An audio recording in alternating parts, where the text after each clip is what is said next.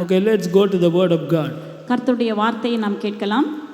We have to understand first of all that we are here with a plan and purpose. நாம் இந்த பூமியிலே ஒரு திட்டத்தோடு ஒரு தீர்மானத்தோடு கூட நாம் வாழ்ந்து கொண்டிருக்கிறோம். God has created us with a vision to fulfill his mission. கர்த்தர் தம்முடைய திட்டத்தை நிறைவேற்றும்படியான தரிசனத்தோடு நம்மை வைத்திருக்கிறார். That is why never forget who you are. ஆகவே நீங்கள் யார் என்பதை மறந்து விடாதீர்கள். When we turn to the book of 1 Peter chapter 1 verse 2, the Bible says, elect according to the foreknowledge of God. 1 பேதுரு 1 அதிகாரம் 2வது வசனம், பிதாவினுடைய முன்னறிவின்படி தெரிந்து கொள்ளப்பட்டவர்கள். So all of us are elect according to the foreknowledge of God. ஆகவே நாம் யாவரும் தேவனுடைய முன் அறிவின்படி தெரிந்து கொள்ளப்பட்டவர்கள். That's an amazing statement. According to the foreknowledge of God, you are elect. பிதாவாகிய தேவனுடைய முன் அறிவின்படி நீங்கள் தெரிந்து கொள்ளப்பட்டவர்கள். And we have been elect and chosen to obtain the glory of our Lord Jesus Christ. 2 Thessalonians 2 and verse 14. 2 தெசலோனிக்கேயர் 2 அதிகாரம் 14 வசனம், நாம் தேவனுடைய மகிமை அடையும் பொருட்டாக அவர் நம்மை அழைத்திருக்கிறார். So we have to be conscious of this truth.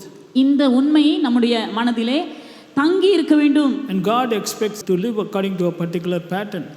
தேவனால் தெரிந்து கொள்ளப்பட்டவர்கள் ஒரு குறிப்பிட்ட முறையிலே வாழ வேண்டும் என்று தேவன் விரும்புகிறார். And the more you understand the pattern that God has chosen for you, the more you will be in the plan of God. நீங்க எந்த அளவுக்கு தேவன் உங்களை எதற்காக அழைத்திருக்கிறார், தெரிந்து கொள்ளப்பட்டீர்கள் என்பதை புரிந்து கொள்வீர்களானால் அந்த அளவுக்குமாக தேவ திட்டத்திலே நீங்கள் வாழ்ந்து கொண்டிருப்பீர்கள். So today we are going to teach you how to live in line with the plan of God. இன்றைக்கு நான் உங்களுக்கு போதிக்க போகிறேன் எப்படியாக தேவ திட்டத்திலே நாம் வாழுவது.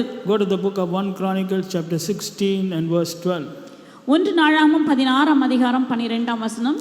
The first thing that God tells us to do is to remember. முதலாவது தேவன் நமக்கு என்ன சொல்லுகிறார் என்றால் நினைவு கூறுங்கள் என்று சொல்லுகிறார். Remember his marvelous works that he has done, his wonders and the judgments of his mouth. Tamil வேதாகமத்தில் 13வது வசனம், அவர் செய்த அதிசயங்களையும் அவருடைய அற்புதங்களையும் அவர் வாக்கின் நியாய தீர்ப்புகளையும் நினைவு கூறுங்கள். Now look at that 1 Chronicles chapter 16 verse 12. The first thing God tells you to do is to remember. முதலாவது ஆண்டவர் என்ன சொல்கிறார் என்றால் தமிழ் வேதாகமத்தில் 1 நாளாகமம் 16:13 நாம் பார்க்கிறோம், அவர் செய்த அதிசயங்களை நினைவு கூறுங்கள். முதலாவது நினைவு கூறுங்கள் என்று சொல்கிறார். நினைவு கூறுங்கள், நினையுங்கள். You are elect according to the foreknowledge of God. Remember. நீங்கள் தேவனுடைய முன்னறிவின்படி தெரிந்து கொள்ளப்பட்டவர்கள், ஆகவே நினைவு கூறுங்கள். What should you remember? நாம் எதை நினைக்க வேண்டும்? Remember his marvelous works that he has done. அவர் செய்த அதிசயங்களை நினையுங்கள்.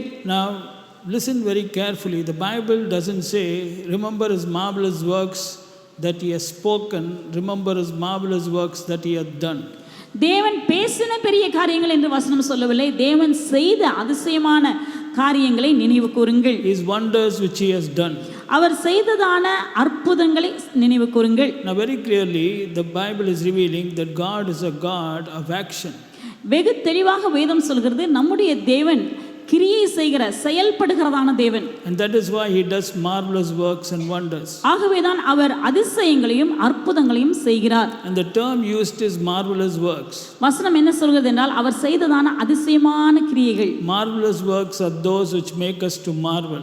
அதிசயமான கிரியைகள் என்றால் நம்மை வியப்படைய செய்யக்கூடியதான அவருடைய கிரியைகளாம். Wonders is something which will make you to wonder.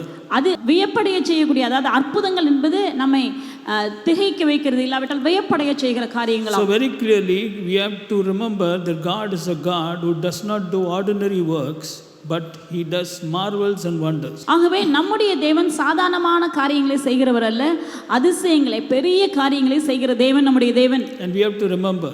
இதை நாம் நினைவு கூற வேண்டும். Because we have a strange tendency to forget when it is very very essential that we do not forget. நமக்கு இருக்கக்கூடியதான ஒரு தன்மை என்னவென்றால் மறந்து விடுவோம் கர்த்தர் செய்கிறதான காரியங்களை, செய்த காரியங்களை. ஆகவே தான் வசனம் சொல்கிறது நினைவு கூறுங்கள், நாம் அவைகளை மறக்க கூடாது. When circumstances are not in our favor, then we somehow don't remember. சூழ்நிலைகள் நமக்கு சாதகமாக இல்லாவிட்டால் நாம் நினைவு கூற மாட்டோம். That is why the Bible tells you to remember. ஆகவே தான் வேதாகமம் நினைவு கூற வேண்டும் என்று சொல்கிறது. So all our time in planet Earth should be one of remembering. ஆகவே இந்த பூமியிலே நாம் இருக்கும் நாட்கள் எல்லாம் நாம் நினைவு கூறுகிறவர்களாக இருக்க வேண்டும். So don't forget, the first job that God has given to the elect is to remember. முதலாவது தேவன் நமக்கு தந்திருக்கிறதான வேலையை நாம் நினைவு கூற வேண்டும். What should you remember? எதை நாம் நினைவில் வைக்க வேண்டும்? Not what you are seeing before you or what happened in your life, but you should remember His marvelous works which He has done and His wonders. உங்களுடைய வாழ்க்கையில் நடந்து கொண்டிருக்கின்றதை நினைவு கூறக்கூடாது, தேவன் செய்த அதிசயமான காரியங்களை நினைவு கூறணும். That is why He is telling remember. ஆகவே தான் ஆண்டவர் சொல்றார், நீ நினைவு கூர், இதை நினைத்துக்கொள். A person who keeps on remembering will be walking in line with the plan of God and thinking in line with the plan of God and experiencing the plan of God. தேவனுடைய காரியங்களை நினைக்கிறதான ஒரு மனிதன், தேவன் செய்ததான காரியங்களை நினைக்கிற மனுஷன் தேவனுடைய திட்டத்தின்படி, தேவனுடைய வழிகளின்படி அவன் நடந்து கொண்டிருப்பான். What should you remember? நாம் எதை நினைவில் வைக்க வேண்டும்? The marvelous works that He has done in your life. உங்களுடைய வாழ்க்கையிலே தேவன் செய்ததான அதிசயமான காரியங்கள். Which means our God is a God who does marvelous works in our lives. அப்படியானால் நம்முடைய வாழ்க்கையில் தேவன் அதிசயமான காரியங்களை செய்கிறவர். You should be really happy that we serve such a good God. இப்படிப்பட்ட நல்ல தேவனை நாம் ஆராதிப்பதற்காக நாம் நன்றி உள்ளவர்களாக இருக்க வேண்டும். Because you are going to see marvelous works in your life. ஏன்னா உங்க வாழ்க்கையிலும் நீங்கள் அதிசயமான காரியங்களை பார்க்க போகிறீர்கள். Elect have been chosen to see a marvelous work of God in their lives. தெரிந்து கொள்ளப்பட்டவர்கள் என்றாலே அவர்கள் தேவனுடைய அதிசயமான கிரியைகளை பார்ப்பதற்காக அவர்கள் தெரிந்து எடுக்கப்பட்டவர்கள். So keep on praising God. தொடர்ந்து நாம் தேவனை துதித்துக் கொண்டிருப்போம். When will you praise Him? எப்பொழுது தேவனை துதிப்பீர்கள்? When you remember. நீங்க நினைத்தால் தான் துதிப்பீர்கள். Remember yesterday. You should remember yesterday, today and forever. You should keep on remembering. நேற்றைக்கும் இன்றைக்கும் என்றைக்கும் தேவன் செய்த காரியங்களை நினைத்துக் கொண்டே இருக்க வேண்டும். And keep on praising God. தேவனை துதித்துக் கொண்டே இருங்கள். Secondly, the job given to the elect is found in Psalms chapter 96 verse 3, and here it says declare. அடுத்ததாக நாம் வாசிக்கிறோம் சங்கீதம் 96 3வது வசனம். அதை நீங்கள் விவரித்து சொல்லுங்கள். See, first remember, second declare. முதலாவது நினைவு கூறுங்கள், இரண்டாவதாக விவரித்து சொல்லுங்கள். What should you declare? எதை நாம் விவரித்து சொல்ல வேண்டும்? Declare His glory, and secondly declare His wonders. அவருடைய மகிமையும், இரண்டாவதாக அவருடைய அதிசயங்களையும் விவரித்து சொல்லுங்கள். And the Bible also tells you to who you should declare among the heathen and among all people. நீங்கள் யாருக்கு அதை சொல்ல வேண்டும் என்று வசனம் சொல்கிறது? சகல ஜனங்களுக்குள்ளும் ஜாதிகளுக்குள்ளும் அவருடைய அதிசயங்களையும் மகிமையும் விவரித்து சொல்லுங்கள். Now here it's very interesting. It says declare His wonders among all people. வசனம் என்ன சொல்கிறது பாருங்க, சகல ஜனங்களுக்குள்ளும் அவருடைய அதிசயங்களை விவரித்து சொல்லுங்கள். What is the meaning of declare? விவரித்து சொல்லுதல் என்றால் அர்த்தம் என்ன? Opening your mouth and speaking. உங்களுடைய வாயை திறந்து பேசுவதாம். You should open your mouth and speak. உங்களுடைய வாயை திறந்து நீங்கள் பேச வேண்டும். What should you speak? எதை குறித்து பேச வேண்டும்? His wonders. அவருடைய அதிசயங்கள். What should you not speak? எதை குறித்து நாம் பேசக்கூடாது? Your failures. உங்களுடைய தோல்விகள். What should you do? Remember? எதை நீங்கள் நினைவில் வைக்க வேண்டும்? His wonders. அவருடைய அதிசயங்கள். What should you declare? எதை நீங்கள் விவரித்து சொல்ல வேண்டும்? His wonders. அவருடைய அதிசயங்கள். How good God is to teach us how to live in this world. எப்படியாக ஆண்டவர் நமக்கு போதிக்கிறார், சொல்லி தருகிறார் எப்படி இந்த உலகத்தில் நாம் வாழ வேண்டும். When we turn to 1 Chronicles chapter 16 verse 9, God is again repeating the same thing. Sing unto Him, sing psalms unto Him, talk ye of all His wondrous works.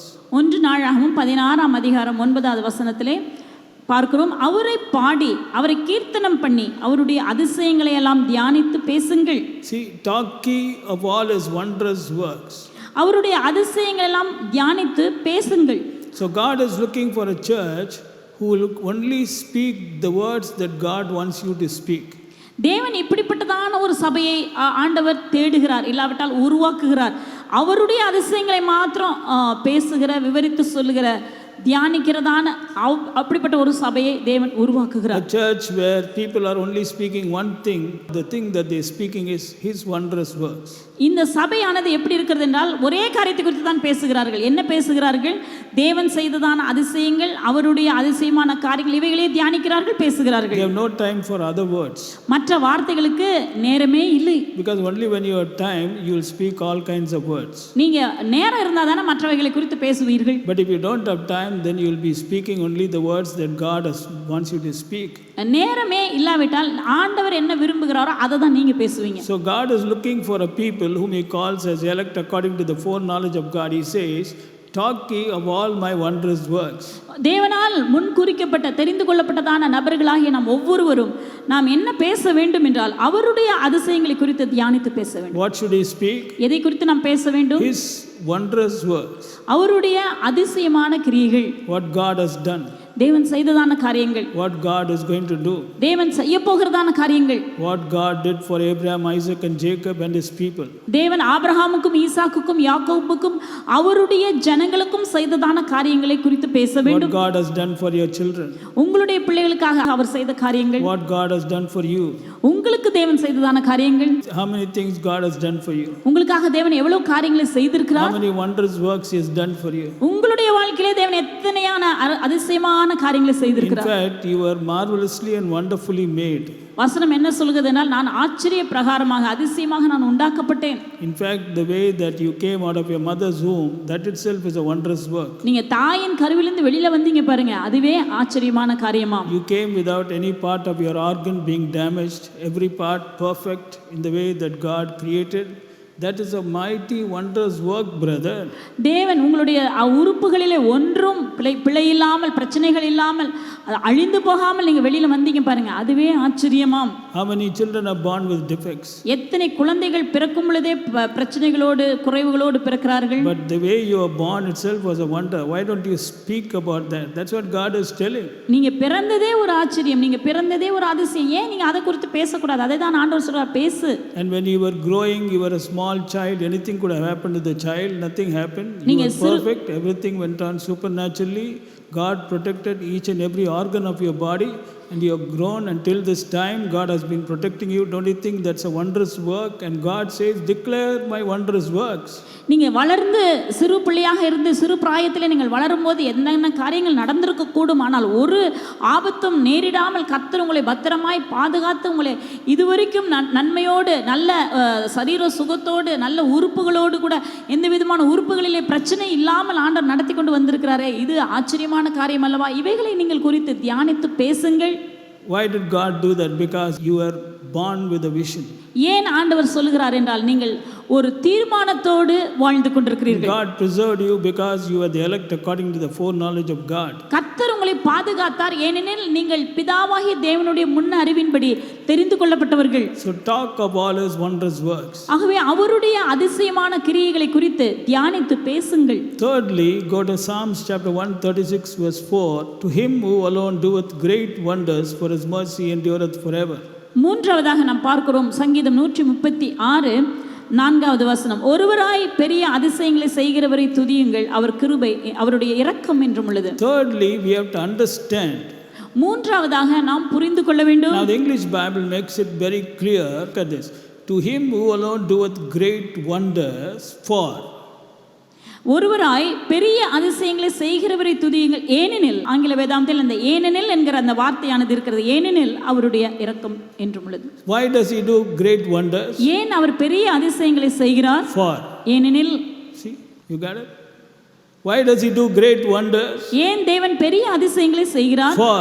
ஏனெனில் his mercy endureth forever. அவருடைய இரக்கம் என்றும் உள்ளது. So thirdly, we have to understand why God does great wonders.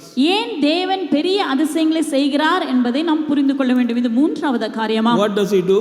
அவர் என்ன செய்கிறார்? Great wonders. அவர் பெரிய அதிசயங்களை செய்கிறார். Why does he do? ஏன் செய்கிறார்? Not because of your works, not because of your righteousness, not because you deserve it, but because of his mercy which endureth forever. அவர் உங்களுடைய கிரியைகளினால் அல்ல, உங்களுடைய நீதியாக நீங்கள் இருக்கிறீர்கள் என்பதினாலும் அல்ல, அவருடைய இரக்கம் என்றும் உள்ளது. ஆகவே உங்களுடைய வாழ்க்கையில் தேவன் செய்கிறார். Today very few understand the power of the mercy of God. இன்றைக்கு வெகு சிலர் மாத்திரம்தான் தேவனுடைய இரக்கத்தின் வல்லமையை புரிந்து கொண்டிருக்கிறார்கள். God does everything because of mercy. தேவன் சகலவற்றையும் அவருடைய இரக்கத்தினால் நமக்கு செய்கிறார். If you go to Psalms 136, you will find it full of statements as to why God split the Red Sea, why God did that, why God did this, because his mercy endureth forever. சங்கீதம் 136 முழுவதுமாக நீங்கள் வாசித்து பார்ப்பீர்களானால் தேவன் ஏன் இதை செய்தார், ஏன் சிவந்த சமுத்திரத்தை பிரித்தார், ஏன் அவைகளை செய்தார், எல்லாம் முழுவதும் அவருடைய இரக்கத்தை குறித்து அவருடைய இரக்கத்தை குறித்து சொல்லப்படுகிற பேசப்படுகிறதான ஒரு சங்கீதமாம். See, to him is divided the Red Sea into parts, for his mercy endureth forever. சிவந்த சமுத்திரத்தை பிரித்தவரை துதியுங்கள், அவருடைய இரக்கம் என்றும் உள்ளது. See, everything God does because of His mercy.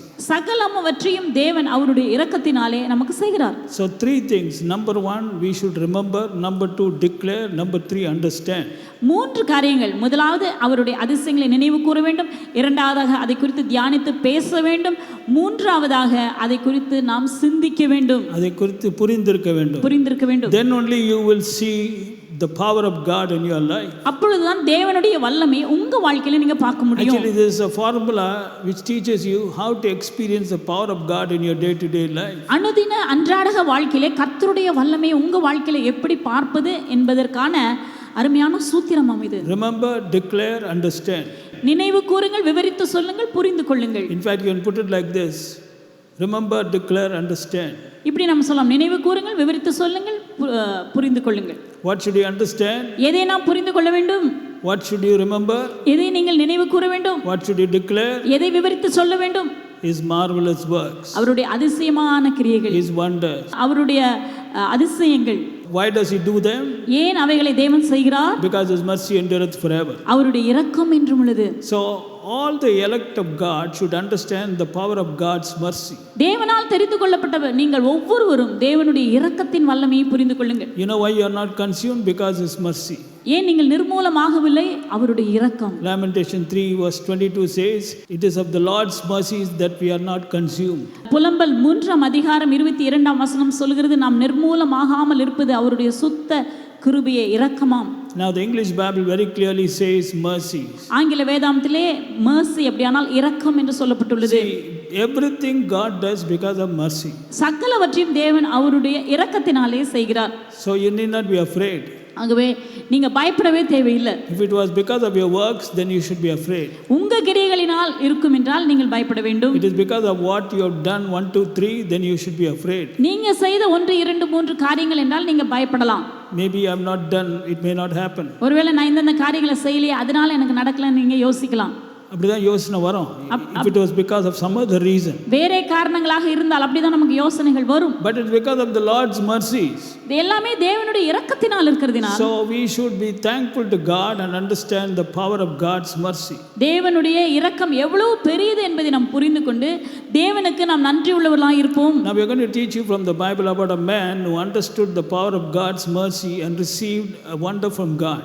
அதாவது தேவனுடைய இரக்கம் எவ்வளவு பெரியது என்பதை ஒரு மனிதன் புரிந்து கொண்டு தேவனிடத்திலிருந்து ஒரு அதிசயத்தை பெற்றதான ஒரு மனிதனை குறித்து இன்றைக்கு நாம் பார்க்கலாம். Go to the book of Mark chapter 10 verse 46. Mark 10ஆம் அதிகாரம் 46வது வசனம். And they came to Jericho, and as he went out of Jericho with the disciples, a great number of people, blind Bartimaeus the son of Timaeus sat by the highway side begging. பின்பு அவர்கள் எரிகோவுக்கு வந்தார்கள். அவரும் அவருடைய சீஷர்களும் திரளான ஜனங்களும் எரிகோவை விட்டு புறப்படுகிற போது திமேயுவின் மகனாகிய பர்த்திமேயு என்கிற ஒரு குருடன் வழியருகே உட்கார்ந்து பிச்சை கேட்டுக் கொண்டிருந்தான். Now here we see a man, he is blind and he is a beggar. இங்கே நாம் ஒரு மனிதனை பார்க்கிறோம். இவன் குருடன், அதே நேரத்திலே பிச்சைக்காரனாகவும் இருந்தான். Very very sad state of affairs. மிகவும் ஒரு பரிதாபமான நிலைமை. There is no mention of his age. அவனுடைய வயது என்னவென்று குறிப்பிடப்படவில்லை. It just says there was a man Bartimaeus. ஒரு மனிதன் இருந்தான், பர்த்திமேயு என்கிற ஒரு மனிதன். அதுதான் வசனம் சொல்கிறது. But till the time he met Jesus, he was in a very deplorable condition. இயேசுவை அவன் சந்திக்கும் வரைக்கும் அவனுடைய நிலைமை மிகவும் அவல நிலைமையாய் இருந்தது. But Jesus came that way. இயேசு கிறிஸ்து அந்த வழியே வந்தார். The way or in the road that Bartimaeus was sitting begging. எந்த பாதையில எந்த தெருவிலே பர்த்திமேயு உட்கார்ந்து பிச்சை கேட்டுக் கொண்டிருந்தாரோ அந்த தெருவின் வழியா இயேசு கடந்து வந்தார். I believe that Jesus came for Bartimaeus in that particular road. நான் நினைக்கிறேன், நான் நம்புகிறேன் பர்த்திமேயுக்காகவே தேவன் அந்த தெருவிலே இயேசு கிறிஸ்து வந்திருக்கிறார். You know why Jesus came that way? ஏன் இயேசு அந்த தெரு வழியாக வந்தார் தெரியுமா? Because Bartimaeus knew something. ஏனில் Bartimaeus ஒரு காரியத்தை அறிந்திருந்தார். And God knows that when somebody knows certain things, then he has to act. And God likes to act, and Jesus wanted to do something, and that is why I think that Jesus came that particular way. ஜனங்கள் சில காரியங்களை தேவனை குறித்து சில காரியங்களை புரிந்து கொண்டிருக்கும் போது ஆண்டவர் அவர்களுக்காக செயல்படுகிறார். ஆகவேதான் ஆண்டவர் செயல்பட விரும்புகிறதான தேவன். ஆகவேதான் அந்த வழியாக இயேசு கிறிஸ்து நடந்து வந்தார். So verse 47, and when he had heard that it was Jesus of Nazareth, he began to cry out and say, Jesus, thou son of David, have mercy on me. 47வது வசனம். அவன் நசரேயனாகிய இயேசு வருகிறார் என்று கேள்விப்பட்டு, இயேசுவே தாவீதின் குமாரனே எனக்கு இரங்கும் என்று கூப்பிடத் தொடங்கினான். Now look at this. When he heard that Jesus was coming that way, he began to cry out. அவன் அந்த வழியாக வந்த பொழுது இயேசு கிறிஸ்து வருகிறார் என்று கேள்விப்பட்டு அவன் உடனே கூப்பிட துவங்கினான். And the Bible describes the words that he declared, Jesus, thou son of David, have mercy on me. அவன் சொன்ன வார்த்தைகளை பாருங்கள். இயேசுவே தாவீதின் குமாரனே எனக்கு இரங்கும் என்று கூப்பிட தொடங்கினான். Tell me what people would generally have cried if they were in the condition of Bartimaeus. You know what they would have said? Jesus, heal me. இந்த நிலைமையிலே பர்த்திமேயு நிலைமையிலே ஒரு நபர் இருந்தால் பொதுவாக என்ன வார்த்தைகளை பயன்படுத்துவார்கள்? இயேசுவே என்னை குணமாக்கும். Or they will say, Jesus, open my blind eyes. இயேசுவே என்னுடைய கண்களை திறந்தருளும். இப்படிதான் கேட்டிருப்பார்கள். But Bartimaeus didn't say like that. ஆனால் பர்த்திமேயு அப்படி கூப்பிடவில்லை, He didn't சொல்லவில்லை. say, Jesus, thou son of David, heal me. Jesus, thou son of David, open my blind eyes. He just said, Jesus, son of David, have mercy on me. இயேசுவே என்னை சுகமாக்கும், இயேசுவே என் கண்களை திறந்தருளும் அப்படியெல்லாம் சொல்லவில்லை. இயேசுவே தாவீதின் குமாரனே எனக்கு இரங்கும் என்று கூப்பிட்டார். Now what is the relationship between Jesus having mercy and blind eyes or being open? இயேசு கிறிஸ்து இரக்கத்தை காட்டுவதற்கும் பர்த்திமேயுனுடைய கண்கள் திறக்கப்படுவதற்கும் என்ன தொடர்பு இருக்கிறது? In the natural realm, there doesn't seem to be any relationship. நாம் நம்முடைய மனதிலே யோசிப்போமானால் இதற்கும் எந்த தொடர்பும் இருக்கிறதை போல் That தெரியவில்லை. is why nobody will say, have mercy. They will say, Lord, do this. I need this. I have this problem. Solve this problem. ஆண்டவரே எனக்கு இந்த பிரச்சனை இருக்கிறது, என் பிரச்சனையை தீர்த்து விடும், இப்படிதான் கேட்பார்கள். But actually what happens when you have mercy on somebody? ஆனா ஒரு நபரின் மேல் உங்களுக்கு இரக்கம் இருக்கும் என்றால் என்ன நடக்கும்? If he has a particular need and if it is within your ability, will you not do something to supply his need if you have mercy on that person? உங்களுக்கு அந்த நபர் கேட்கிற காரியங்களை கொடுக்கக்கூடிய திராணி இல்லாவிட்டால் திறமை இருக்கும் என்றால் அந்த நபர் மேல் உங்களுக்கு இரக்கம் இருந்தால் செய்ய மாட்டீங்களா? That is what Bartimaeus understood. இதைதான் பர்த்திமேயு புரிந்து கொண்டார். He knew Jesus had the ability and power to open his blind eyes, and that is why he was telling Jesus, have mercy on me, because he knew that when Jesus had mercy on him, automatically he will receive from Jesus what Jesus alone can give. ஏன்னா இயேசுவுக்கு திராணி இருக்கிறது, தன்னுடைய கண்களை திறப்பதற்கான திராணி அவருக்கு இருக்கிறது என்பதை அவர் புரிந்து கொண்டார். வல்லமை இருக்கிறது என்பதை புரிந்து கொண்டதினாலே அவர் மாத்திரம் தன்மேல் இறங்கி விட்டார். ஆனால் தன்னுடைய பிரச்சனை தீர்ந்து விடும் என்பதை அவர் அறிந்திருந்தார். If a beggar will come to you and ask you, have mercy on me, he is expecting maybe 25 rupees or maximum 50 rupees. That is all. Suppose he is expecting 1 lakh rupees, he won't come and ask you and say, have mercy on me, because he knows that you cannot have mercy on me. ஒருவேளை ஒரு பிச்சைக்காரன் உங்களிடத்துல வந்து எனக்கு இரங்கம் என்று கேட்டா நீங்க ஒருவேளை 25 ரூபாய் கொடுப்பீர்கள், இல்லை 50 ரூபாய் கொடுப்பீர்கள், அவ்வளவுதான் கிடைக்கும். அதுதான் அவன் எதிர்பார்ப்பான். அவன் 1 லட்சம் கிடைக்கணும்னு சொல்லி அவன் எதிர்பார்க்கவும் மாட்டான். ஏன்னா அந்த அளவுக்கான இரக்கம் உங்களுக்கு அவன் மேல் இருக்காது என்பதை அவன் அறிந்திருக்கிறான். உங்களுக்கு தர முடியாதுன்னு தெரிஞ்ச இறக்கம் பண்ணுங்கன்னு சொல்லுவான், சொல்ல மாட்டான். புரிஞ்சுட்டீங்களா? 25 ரூபாய் தருவீங்க, அதனால இறங்குங்கன்னு கேட்குறான். So Bartimaeus understood the power of Jesus and he knew what mercy can do to him. இயேசுவினுடைய வல்லமையை பர்த்திமேயு புரிந்து கொண்டார். இயேசுவால் தனக்கு என்ன காரியம் நடக்கும், அவருடைய இரக்கம் தனக்கு என்ன செய்ய முடியும் என்பதை பர்த்திமேயு புரிந்து கொண்டதினாலே இயேசுவே எனக்கு இரங்கும் என்று கேட்டார். When will you give some money to a beggar? எப்போ நீங்க ஒரு பணத்தை எடுத்து ஒரு பிச்சைக்காரனுக்கு போடுவீங்க? Only when you have mercy on him. அவன் மேல உங்களுக்கு ஒரு இரக்கம் வந்தா தான். Suppose you don't have mercy on him, even 5 rupees you will not give. உங்களுக்கு இரக்கம் வரலனா 5 ரூபாய் கூட நீங்க எடுத்து போட மாட்டீங்க. Bartimaeus understood the power of mercy, brother. இரக்கத்தின் வல்லமையை பர்த்திமேயு புரிந்து கொண்டார். That is why he said, Jesus, have mercy on me. ஆகவே தான் இயேசுவே எனக்கு இரங்கும் என்று கேட்டார். Jesus, have mercy on me. இயேசுவே எனக்கு இரங்கும் என்று கூப்பிட்டார். If you understand the power of God's mercy, then you will also cry out like that, God, have mercy on me. God, have mercy on me.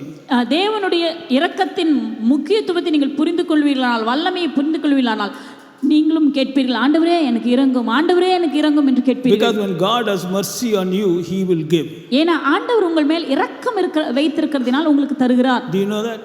If God has mercy on you, definitely you will receive. தேவன் உங்கள் மேல் இரக்கமா இருக்கிறார் என்றால் நிச்சயமாக உங்களுக்கு தருவார். Does God have mercy on you? உங்கள் மேல் தேவன் இரக்கமா இருக்கிறாரா? Surely do you believe? நிச்சயமாவே நம்புறீங்களா?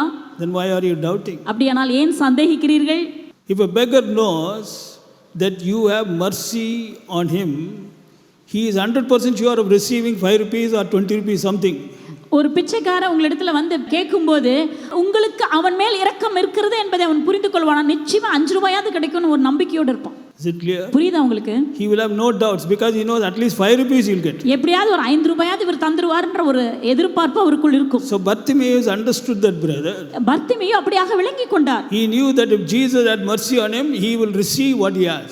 இயேசு கிறிஸ்து மாத்திரம் தன்மேல் இறங்குவாரானால் தான் விரும்புகிறது கிடைத்துவிடும் என்பதை அவர் அறிந்திருந்தார். Let's find out from this particular incident about this understanding of this Bartimaeus. பர்த்திமேயுனுடைய இந்த புரிந்து கொள்ளுதலை குறித்து இன்றைக்கு நாம் கேட்கலாம்.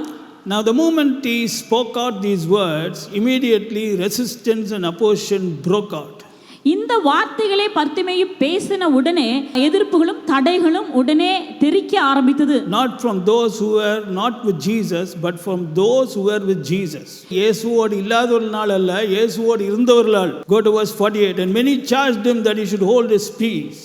48வது வசனம். அவன் பேசாமல் இருக்கும்படி அநேகர் அவனை அதட்டினார்கள். Who are the people who charged him? All those who were with Jesus. யார் அவனை அதட்டினார்கள் என்றால் இயேசுவோடு கூட இருந்தவர்கள் தான். See, even if you speak the right words, people who are with Jesus are blocking.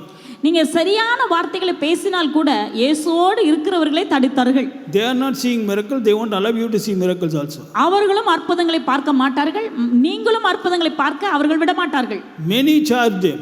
பலர் அநேகர் அவனை அதட்டினார்கள். What blind man, what are you telling Jesus have mercy on me? என்ன குருடனே, இயேசுவை பார்த்து எனக்கு இரங்கும் என்று நீ சொல்லிக் கொண்டிருக்கிறாய். Hold his peace means shut up your mouth. That's what they were telling. நீ அமைதலாயிரு, நீ சத்தம் போடாத, அப்படியானா வாயை அடக்கி கொண்டிரு என்று அவர்கள் சொன்னார்கள். But what did Bartimaeus do? He cried the more a great deal, thou son of David, have mercy on me. ஆனா பர்த்திமேயு என்ன செய்தார் பாருங்கள், எனக்கு இரங்கும் என்று முன்னிலும் அதிகமாய் கூப்பிட்டான். Now look at Bartimaeus. பர்த்திமேயுவை பார்ப்போம்.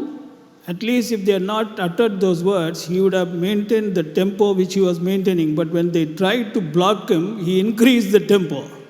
அவங்க சும்மா சொல்லாமல் எதுவுமே பேசாமல் விட்டுருந்தாங்கன்னா முதல்ல எப்படி கூப்பிட்டு இருந்தாரோ அதே மாதிரி தான் அவர் சத்தம் போட்டிருப்பாரு. ஆனால் இவங்க தடுக்கிறார்கள் என்ற உடனே சத்தத்தை அதிகமாக உயர்த்தினார். See the term used, he cried the more a great deal. முன்னிலும் அதிகமாய் கூப்பிட்டான். That means whatever pressure he could put in his mouth, through his mouth he started applying, and the sound became, I think, I don't know how many watts, the watts increased. எந்த அளவுக்கு உயர்த்தினார் என்று தெரியவில்லை. தன்னால் எந்த அளவு அதிகமாக சத்தமிட முடியுமோ அந்த அளவுக்கு அதிகமாக சத்தமாய் இயேசுவை பார்த்து இறங்கும் இறங்கும் என்று கூப்பிட்டான். Amplifier volume began to increase. அவருடைய சத்தமானது இன்னும் அதிகமாகி ஆகிவிட்டது. Why? ஏன்? Because here is a man who understood the power of mercy and what mercy can do to him. ஏனெனில் இந்த நபர் பர்த்திமேயு இரக்கத்தின் வல்லமை என்ன என்பதையும் அந்த இரக்கம் தனக்கு என்ன செய்யும் என்பதையும் அவர் புரிந்து கொண்டதான நபர். He was not moved by who was telling him to shut up.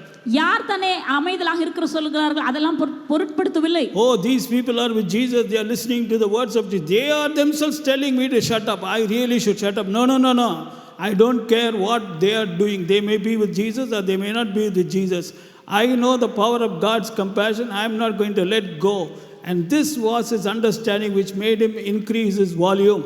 இயேசு கிறிஸ்துவோடு இவர்களெல்லாம் இயேசு கிறிஸ்துவோடு கூடவே இருக்கிறார்கள். கூட இருந்து இயேசு சொல்லுகிறதான வார்த்தைகளை கேட்கிறவர்கள் இவர்களே சொல்லுகிறார்கள் என்னை அமைதலாக இருக்க வேண்டும் என்று. ஆகவே நான் அமைதலாக இருக்க வேண்டும் என்று அப்படியாக அவர் நினைக்கவில்லை. அவர் பொருட்படுத்தவில்லை. இவர்கள் இயேசுவோடு இருக்கிறவங்க பேசுகிறாங்களோ இயேசுவோடு இல்லாதவங்க பேசுகிறாங்களோ அதை பற்றி அவர் பொருட்படுத்தவில்லை. அவர் தன்னுடைய சத்தத்தை அதிகமாக உயர்த்தினார். What happened? Verse 49, Jesus stood still and commanded him to be called. 49வது வசனத்திலே நடந்தது என்ன? இயேசு நின்று அவனை அழைத்து வரச் சொன்னார். Now all of us know, I don't need to go more. You know what happened. Bartimaeus received his sight. இதை குறித்து நாம் அதிகமாக பேச தேவையில்லை. ஏனெனில் நீங்கள் அறிந்திருக்கிறீர்கள் முடிவிலே பர்த்திமேயு பார்வை பெற்றுக்கொண்டார். In fact, in Mark 10 verse 52, Jesus reveals the reason why Bartimaeus received his sight, and Jesus said, "Go thy way, thy faith has made thee whole," and immediately he received his sight. 52வது வசனத்தில் வாசிக்கிறோம், இயேசு அவனை நோக்கி நீ போகலாம், உன் விசுவாசம் உன்னை இரட்சித்தது என்றார். உடனே அவன் பார்வை அடைந்து வழியிலே இயேசுவுக்கு பின் சென்றான். What did Jesus say? இயேசு என்ன சொன்னார்? Your faith has made thee whole. உன் விசுவாசம் உன்னை இரட்சித்தது. Did you notice that term? இந்த வார்த்தை புரிந்து கொண்டீர்களா? Your faith has made thee whole. உன் விசுவாசம் உன்னை இரட்சித்தது. So what was the faith of Bartimaeus? பர்த்திமேயுவின் விசுவாசம் என்ன? He understood the power of God's mercy and claimed it. தேவனுடைய இரக்கத்தை புரிந்து கொண்டு அந்த இரக்கத்தை அவன் கேட்டான். Today, child of God, இன்றைக்கு தேவ பிள்ளையே, when you understand the power of God's mercy and claim it, God responds by action. நீங்களும் தேவனுடைய இரக்கத்தை புரிந்து கொண்டு நீங்கள் கேட்கும் பொழுது தேவன் செயலிலே ஈடுபடுகிறார். God is a God who responds by corresponding action. நம்முடைய தேவன் செயலின் மூலமாக செயல்படுகிறதான தேவன்.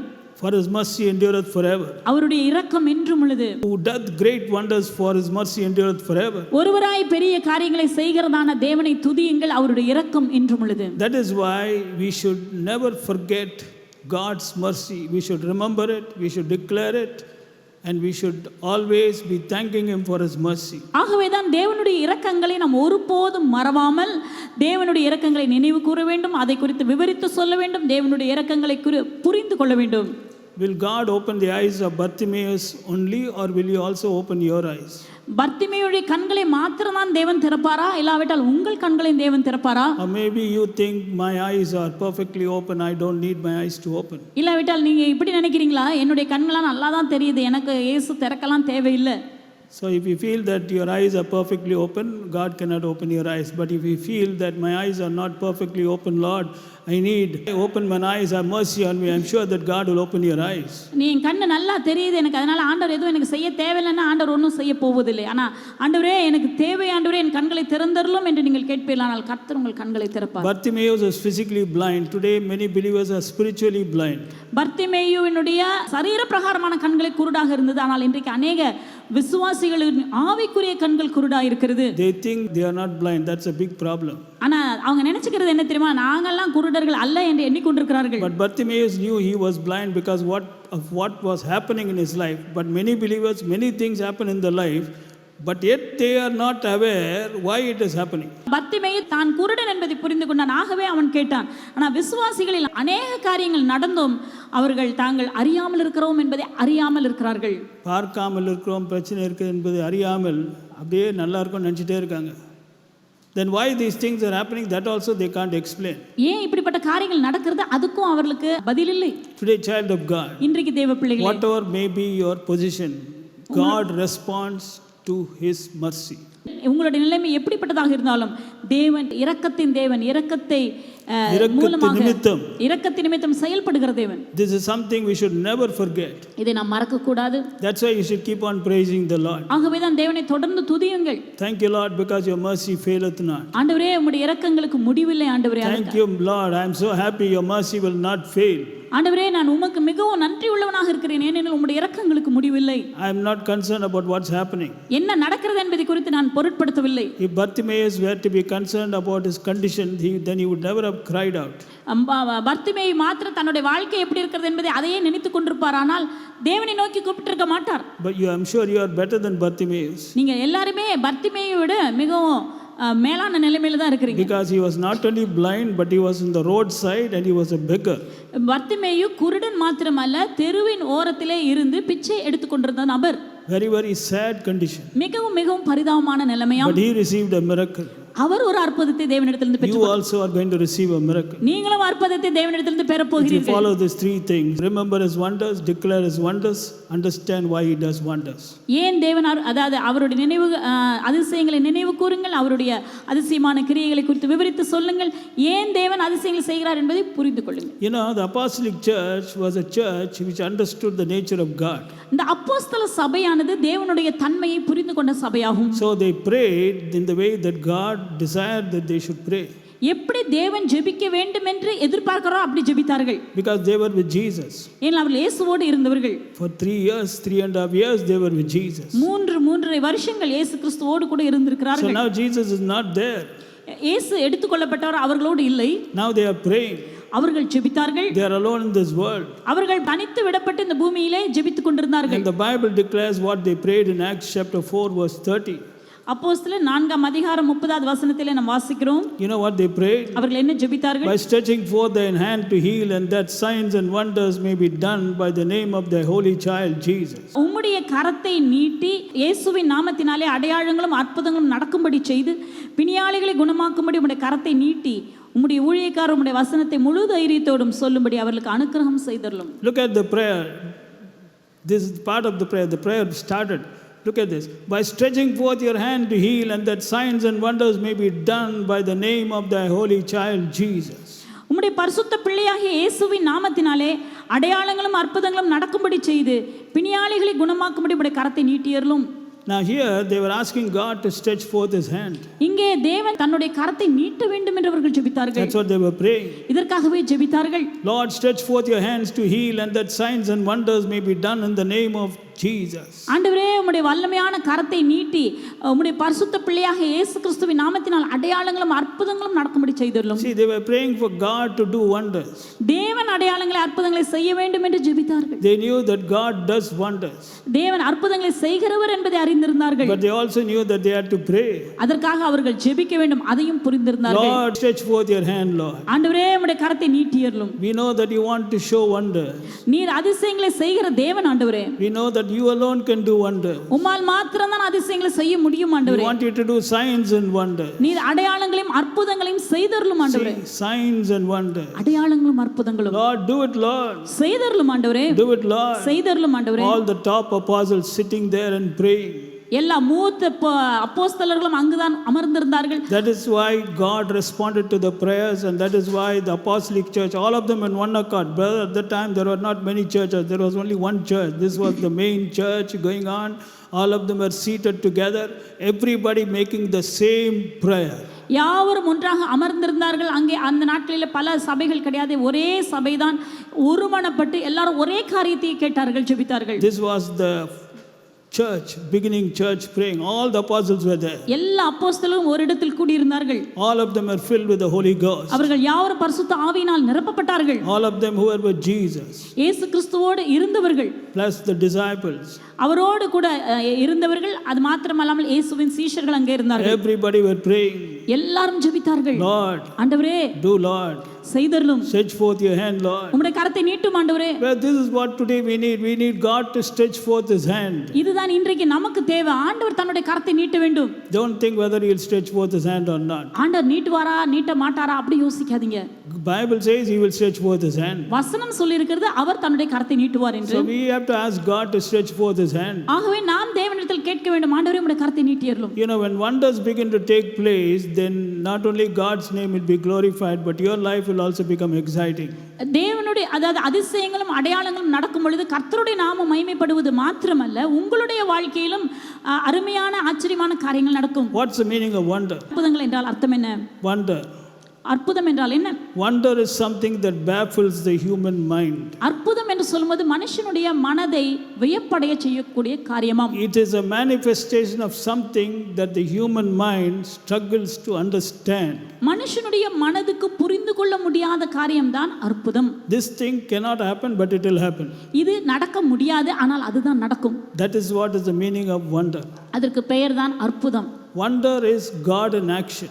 அற்புதம் என்று சொல்லும்போது தேவன் செயல்படுகிறார், not man in action. மனிதன் செயல்படுவது அல்ல. Man can never do wonders. மனிதனால் அற்புதங்களை செய்யவே முடியாது. How many of you know that? எத்தனை பேருக்கு தெரியும்? Man can never think wonders. மனிதனால் அற்புதங்களை சிந்திக்கவும் முடியாது. Any man can think wonders. எந்த மனிதனாவது அற்புதங்களை சிந்திக்க முடியுமா? They can think only what his mind will tell him to think. மனுஷனுடைய மனது என்ன சிந்திக்க சொல்கிறதோ அதை தான் சிந்திப்பார்கள். But what will the mind tell you to think? மனுஷனுடைய மனது என்ன செய்ய சொல்கிறது? It will tell you to think only ordinary things. சாதாரண காரியங்களை தான் சிந்திக்க சொல்கிறது. But God wants us to think in line with his mind. தேவனோ அவருடைய மனதின்படி நாம் சிந்திக்க வேண்டும் என்று விரும்புகிறார். If you desire to see wonders in your life, உங்க வாழ்க்கையில நீங்க அற்புதங்களை பார்க்க வேண்டுமா? then don't forget this truth that God is a God who desires to manifest his hand among his people. ஒரு காலம் மறந்து விடார்கள், தேவன் தன்னுடைய வல்லமையின் கரத்தை தன்னுடைய ஜனங்களுக்கு வெளிப்படுத்துகிற தேவன். Today we are going to teach you how to make God do wonders in your life. உங்க வாழ்க்கையில தேவனை எப்படி அற்புதத்தை செய்ய வைப்பது அதை குறித்து நாம் கேட்க போகிறோம். So listen very very carefully. கவனமாக இதை கேட்கலாம். First of all, we have to understand the nature of our God. முதலாவது நம்முடைய தேவனுடைய தன்மையை புரிந்து கொள்ளுங்கள். Why did the apostles pray like that? ஏன் அப்போஸ்தலர்கள் இப்படி ஜெபித்தார்கள்? Because they knew it was essential. ஏனெனில் இது முக்கியம் என்பதை அறிந்திருந்தார்கள். Just if they keep on speaking the word, it won't be enough. வார்த்தையை மாத்திரம் பேசிக் கொண்டிருப்பார்கள், ஆனால் அது போதாது. The word has to be conformed with action. வார்த்தை பேசப்பட்டதான வார்த்தை செயல்களினால் நிரூபிக்கப்பட வேண்டும். In the book of Mark chapter 16, the Bible says they went and preached the word, God working with them and confirming the word with signs following. அவர்கள் புறப்பட்டு போய் எங்கும் பிரசங்கம் பண்ணினார்கள், கர்த்தர் அவர்களுடனே கூட கிரியை நடப்பித்து அவர்களால் நடந்த அடையாளங்களால் வசனத்தை உறுதிப்படுத்தினார். They went forth and preached the word. அவர்கள் புறப்பட்டு போய் எங்கும் பிரசங்கம் பண்ணினார்கள். What did they do? என்ன செய்தார்கள்? They preached the word. ஒரு வார்த்தையை பிரசங்கித்தார்கள். They preached the word. வார்த்தையை பிரசங்கித்தார்கள். That's all you can do. அவ்வளவுதான் நம்மால் செய்ய முடியும். Tell me what you can do. அதுக்கு மேல உங்களால் என்ன செய்ய முடியும் What சொல்லுங்க. can I do? என்னால் என்ன செய்ய முடியும்? I can only preach the word. என்னால் பிரசங்கம் பண்ண முடியும். But if I preach, it is I working alone. நான் பிரசங்கிப்பேனானால் நான் தனியாக செயல்படுவதாக இருக்கும். That's what it means. I am working. Preaching is a working, no? பிரசங்கம் செய்வதும் ஒரு வேலைதான், நான் செய்கிறேன். So I am working.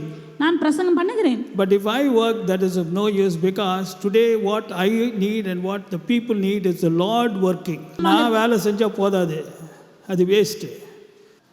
இன்னொருத்தர் வேலை செய்யணும். Is it clear? இது உங்களுக்கு புரியுதா? If I work, it is no use. நான் மாத்திரம் வேலை செய்தால் அது யாருக்குமே பிரயோஜனமா இருக்காது. The Lord should work with you. கர்த்தர் உங்களோடு கூட கிரியை செய்ய வேண்டும். See, the Lord working with them. கர்த்தர் அவர்களோடு கூட கிரியை நடப்பித்து. It can be put like this. They went forth and worked, and that means preached everywhere, worked everywhere. But the Lord working with them. அவர்கள் புறப்பட்டு போய் எங்கும் வேலை செய்தார்கள். பிரசங்கம் செய்வது என்பது ஒரு கிரியையாம். அவர்கள் போய் எங்கும் பிரசங்கம் பண்ணினார்கள். ஆனால் கர்த்தர் அவர்களோடு கிரியை செய்தார். The Lord working with them. கர்த்தர் அவர்களோடு கிரியை நடப்பித்தார். Lord was working. கர்த்தர் கிரியை நடப்பித்தார். How did he work? எப்படியாக நடப்பித்தார்? Confirming the word. வசனத்தை உறுதிப்படுத்தினார். See, God always confirms the word that you preach. நீங்கள் பிரசங்கிக்கிற வார்த்தையை கர்த்தர் உறுதிப்படுத்துகிறார். God will not confirm something which you don't preach. நீங்கள் பிரசங்கிக்காத ஒன்றை தேவன் உறுதிப்படுத்த மாட்டார். Is this clear? இது உங்களுக்கு புரியுதா? So if you are in a particular atmosphere which preaches a particular thing, only that can be confirmed. Beyond that, God cannot confirm. நீங்க ஒரு இடத்துல இருக்கிறீங்க, ஒரு குறிப்பிட்ட வார்த்தையவே நீங்க கேட்டுட்டு இருக்கிறீங்கன்னா அதற்கு மேல தேவனால உறுதிப்படுத்தவே முடியாது. So what they preach, the Lord worked confirming the word. அவர்கள் என்ன பிரசங்கம் பண்ணினார்களோ அதை தேவன் உறுதிப்படுத்தினார். By working with them. அவர்களோடு கூட தேவன் கிரியை செய்துவதின் மூலமாக. And how did he confirm the word? எப்படி அதை உறுதிப்படுத்தினார்? With signs following. அடையாளங்களினால் உறுதிப்படுத்தினார். Signs following. அடையாளங்களினாலே. Who is our God? நம்முடைய தேவன் யார்? He makes signs to follow us. அடையாளங்கள் நம்முடைய வாழ்க்கையில் நடக்கும்படி செய்கிறவர். What do you need? உங்களுக்கு தேவை என்ன? Signs should follow you. அடையாளங்கள் உங்களுக்கு நடக்க வேண்டும். What does your family need? உங்களுடைய குடும்பத்துக்கு தேவை என்ன? Signs should follow them. அடையாளங்கள் நடக்க வேண்டும். What does your children need? உங்க பிள்ளைகளுக்கு தேவையானது என்ன? Signs should follow them. அடையாளங்கள் நடக்க வேண்டும். What is biblical? எது வேதாகம பூர்வமானது? Signs followed them. அடையாளங்கள் நடப்பதுதான். How did the apostolic church function? அப்போஸ்தல சபை எப்படி நடந்தது? Signs followed them. அடையாளங்கள் நடந்து கொண்டே இருந்தன. Why signs followed? ஏன் அடையாளங்கள் நடந்தன? Word was confirmed. கர்த்தருடைய வார்த்தை நிரூபிக்கப்பட்டது. Confirming of the word is equal to sign. வசனத்தை உறுதிப்படுத்துவதற்கு பெயர்தான் அற்புதம், அடையாளமாம். Or you can put it like this: confirming the word is equal to sign following. வசனத்தை உறுதிப்படுத்துவது என்றால் அதற்கு பெயர்தான் அடையாளங்கள், அற்புதங்கள். What is the meaning of signs following? அடையாளங்கள் நடக்கிறது என்றால் அர்த்தம் என்ன? The Tamil Bible says நடக்கிறது, but English Bible says following. பின்னாக தொடர்கிறது என்று ஆங்கில வேதாகமத்தை பார்க்கிறோம். Signs following means signs are with you. அடையாளங்கள் தொடர்ந்து கொண்டிருக்கின்றன. அடையாளங்கள் நம்முடைய வாழ்க்கையில் தொடர்ந்து காணப்படுகிறது. Sign means something which you can see. அடையாளம் என்று சொல்லும்போது நீங்கள் பார்க்கக்கூடியதான ஒரு காரியமாம். Is it clear? Sign means something which you can relate with your physical senses. அடையாளம் என்று சொல்லும்போது உங்களுடைய ஐம்புலன்களினால் புரிந்து கொள்ளக்கூடிய காரியமாம். That's the meaning of sign. அதுக்கு பெயர்தான் அடையாளம். So what followed the members of the first church? Signs. முதல் சபையிலே என்ன நடந்தது என்றால் அற்புதங்கள், அடையாளங்கள் தொடர்ந்தது. So when signs keep on following, your faith keeps on increasing. அடையாளங்கள் தொடர்ந்து நடக்குமானால் உங்களுடைய விசுவாசம் தொடர்ந்து வளர்ந்து கொண்டே இருக்கும். That's why God does signs. ஆகவே தான் தேவன் அடையாளங்களை செய்கிறார். But when will he do sign? எப்பொழுது செய்கிறார்? Only to confirm the word.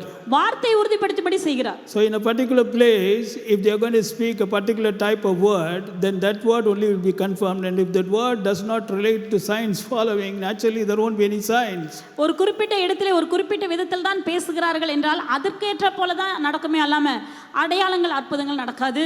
Is that very clear? உங்களுக்கு புரியுதா? That's why we have to understand the Bible. வேதத்தை புரிந்து கொள்ளுங்கள், வேதத்தை புரிந்து கொள்ளுங்கள். What is the nature of our God? நம்முடைய தேவனுடைய தன்மை என்ன? Go to Job chapter 9 verse 10. யோபு 9ஆம் அதிகாரம் 10வது வசனம். Which doeth great things past finding out, and wonders without number. எண்ண முடியாத அதிசயங்களையும் ஆராய்ந்து முடியாத பெரிய காரியங்களையும் அவர் செய்கிறார். See, God is a God who does. நம்முடைய தேவன் செய்கிறதான தேவன். Never forget that he does. ஒருபோதும் நாம் இதை மறந்து விடக்கூடாது. He does. அவர் செய்கிற தேவன். Even though it looks like it cannot happen, remember he does. அது நடக்க முடியாதுன்னு நீங்க நினைச்சாலும் அவர் செய்கிறதான தேவன். Everybody will say this cannot happen, but don't forget the God whom you serve. He is a God who does. நாம் ஆராதிக்கிறதான தேவன் அடையாளங்களையும் அற்புதங்களையும் செய்கிற தேவன். செய்கிற தேவன். நாம் ஆராதிக்கிற தேவன் செய்கிற தேவன். நாம் ஆராதிக்கிற தேவன் செய்கிற தேவன். Who is my God? என் தேவன் யார்?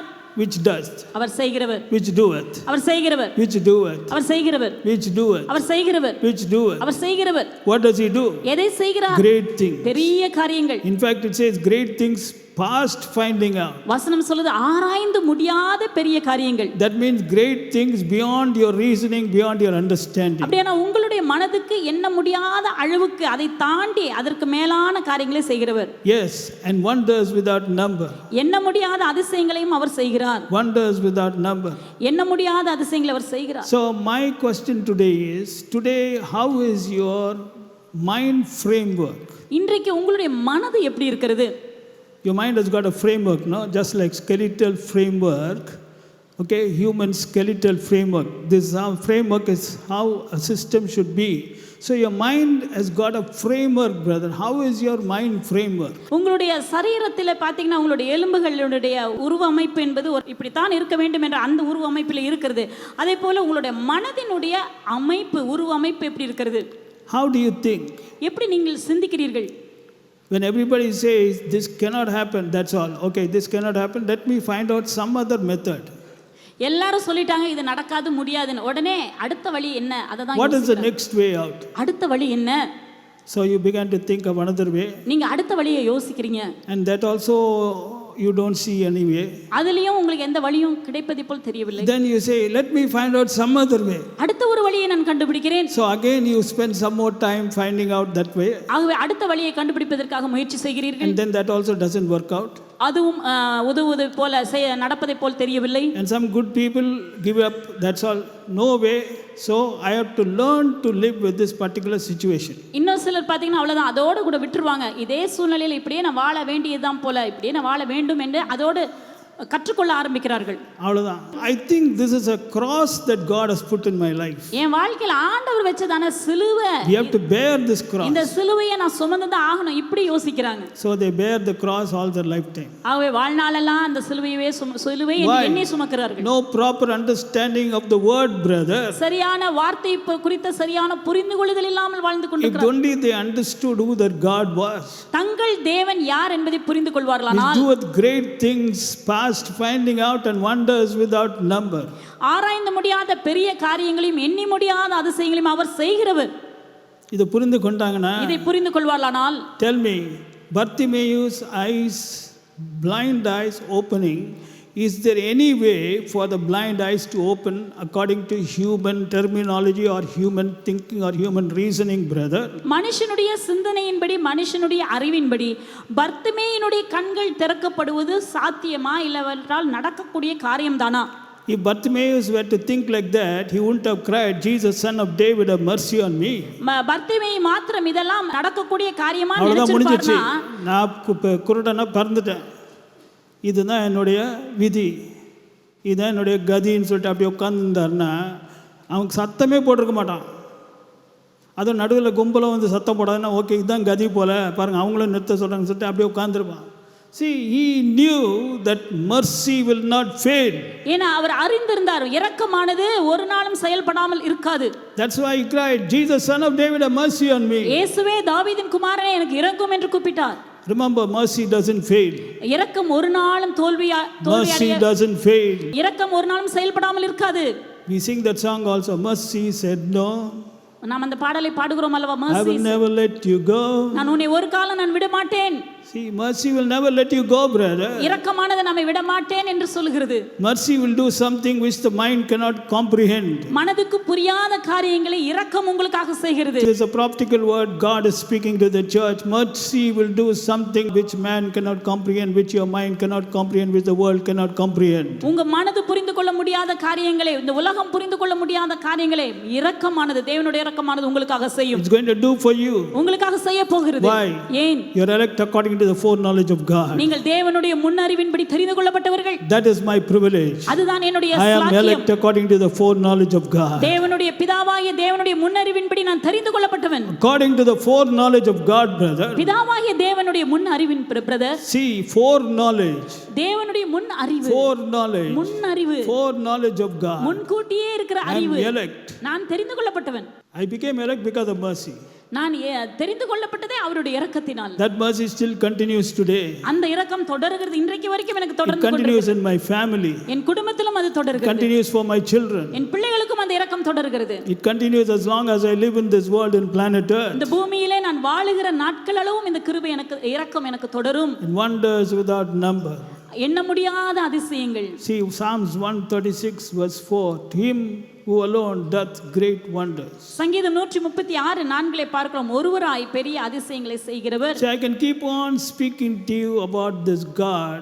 God is a God who does great wonders. இப்படி நாம் தொடர்ந்து நாம் தேவனை குறித்து நாம் சொல்லிக்கொண்டே பேசிக்கொண்டே இருக்க வேண்டும். ஏன்னா நம்முடைய தேவன் அதிசயங்களை செய்கிற தேவன், இரக்கத்தின் தேவன். பெரிய அதிசயங்கள். பெரிய அதிசயங்கள். To him who alone doeth great wonders. ஒருவராய் பெரிய அதிசயங்களை செய்கிறவர். Great wonders means great things past finding out.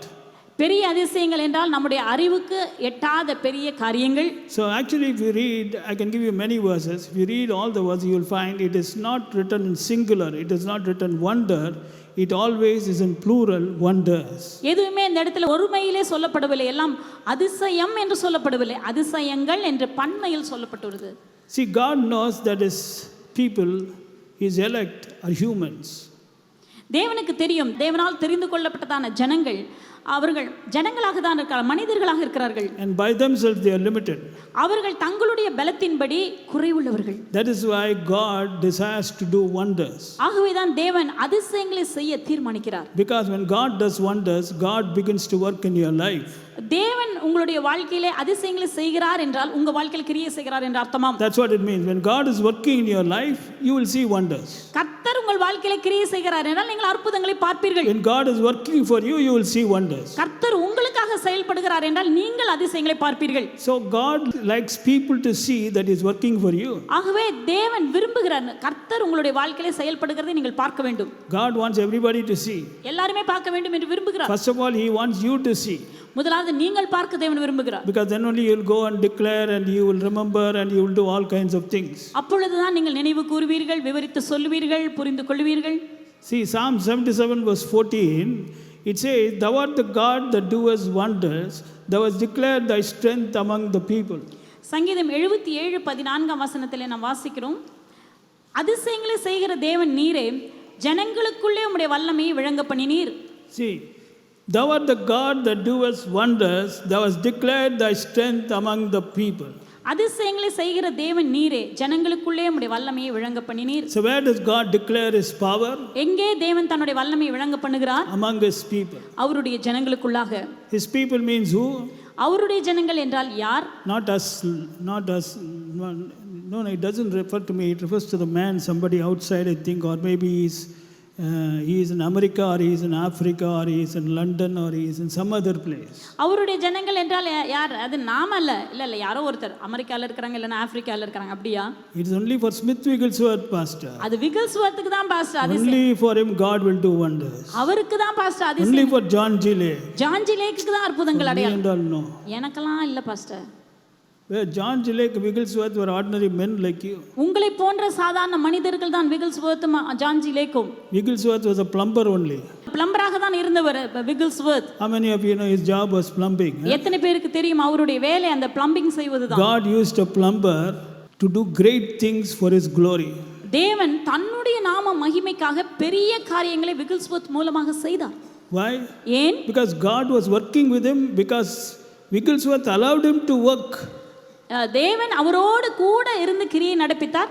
தேவன் தன்னோடு கிரியை நடப்பிக்க அவரும் அனுமதித்தார். See, you have to allow God to work for you, brother. உங்களுக்காக தேவன் கிரியை செய்ய நீங்கள் இடம் கொடுக்க வேண்டும். See, the reason why I am telling you, lot of people, this problem has become like this. There is no way out. இந்த பிரச்சனை இப்படியாக மாறிவிட்டது, இதுல இருந்து வெளியே வரவே முடியாது. No way out. இதுல இருந்து வெளியே வருவதற்கு வழி இல்லை. No way out. வழி இல்லை. Who is God? யாருடைய தேவன்? Thou art the God that doest wonders, thou hast declared thy strength among the people. அதிசயங்களை செய்கிற தேவன். If I keep on speaking the same thing again and again, I think it will go into your spirit. இதே வார்த்தையை நான் திரும்ப திரும்ப நான் பேசிட்டே இருந்தேனா உங்க ஆவிக்குள்ள போய்டும். Thou art the God that doest wonders. அவர் அதிசயங்களை செய்கிற He தேவன். is the God that doest wonders. அவர் அதிசயங்களை செய்கிற தேவன். He has declared his strength among the people. அவர் தன்னுடைய வல்லமையை ஜனங்களுக்குள் வெளிப்படுத்துகிறார். His people means us. நான் தான் அந்த ஜனம். He has declared his strength. எனக்கு அந்த வல்லமையை He has காட்டுகிறார். declared your strength. எனக்கு அந்த வல்லமையை காட்டுகிறார். If I keep on repeating the same thing, இதையே நான் திரும்ப திரும்ப சொன்னேனா, number one, this entire area will be charged with the power of these words. Number two, you will suddenly see God moving in a way you have never seen before. முதலாவதாக இந்த இடம் முழுவதுமே இந்த வார்த்தையின் வல்லமையினால் நிரம்பிவிடும். இதுவரைக்கும் நீங்கள் பார்த்திராத அளவுக்கு தேவன் உங்கள் வாழ்க்கையில் செயல்படுகிறதை நீங்கள் பார்ப்பீர்கள். The reason is because faith will suddenly develop inside you.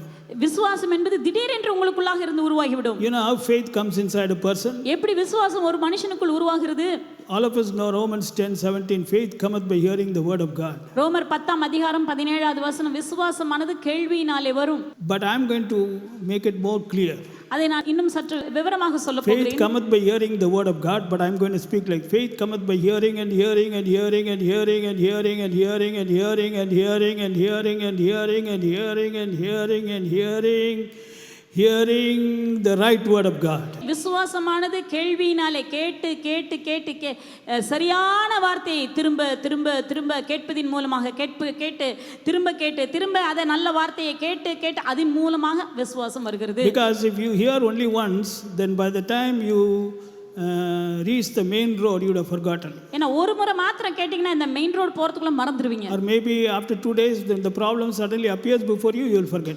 2 நாள் கழிச்சு இந்த பிரச்சனைகள் வரும்போது மறந்து விடுவீர்கள். But if you keep on hearing, ஆனா தொடர்ந்து நீங்கள் கேட்பீர்களானால், you will forget the first time, second time you will remember, second time also you will forget, then third time again they spoke, again you heard, again you forget, fourth time they spoke, you heard.